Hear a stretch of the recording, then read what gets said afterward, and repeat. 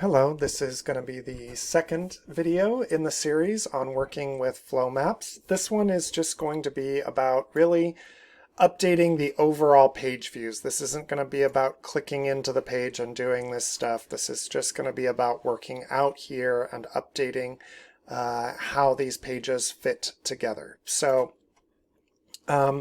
first things first, when you hover over one of these pages, there's a little plus sign either to the right or underneath. And that is just what you think it would be. It's going to add a page either next to it here or below it. So if we choose to the right of and we just say add page, there it is. We get a new page right there, just like that.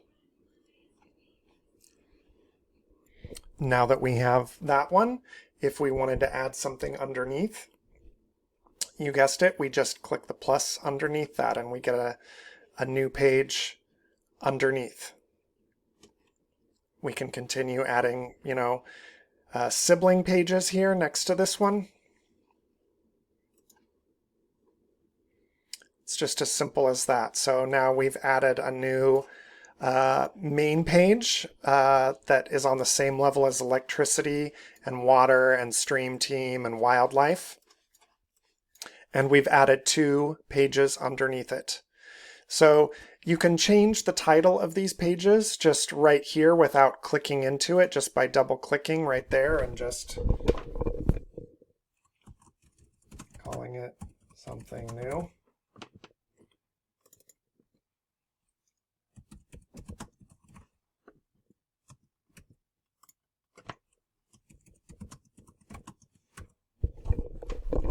And so just as simply as that, we've added a new level into the structure here. And same as before, if we want, a third tier down below here, we can just come in here.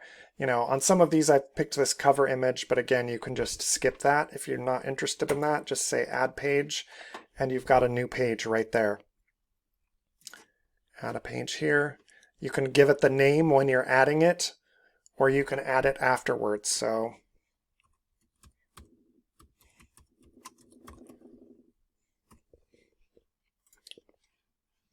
just as simply as that, we've now got 3 new tiers in here, in between electricity and water. These pages, you can move them and drag them wherever you need to. So just like that, you can add these, you can move them around left to right. If you move a page that has children underneath it, or, pages under, it's going to pull everything else along with it, as you might expect. So if we move this, call it something new page, it doesn't look like it at first, but there we go. It dragged all these subsidiary pages along with it. So that's just something to remember when you're moving. If you decide you're going to move water somewhere, just remember it's going to bring everything that's underneath it and attached to it along with it when you move it. If you need to get rid of a page, all you do is you see this little checkbox that shows up right here. You can check the box, and then you get this option to delete it right here. So you can also delete multiples at a time. You don't have to do them one at a time. I could check all 4 of these, and I could hit delete on them. Let's just only get rid of one of them for now. Delete that page. Delete.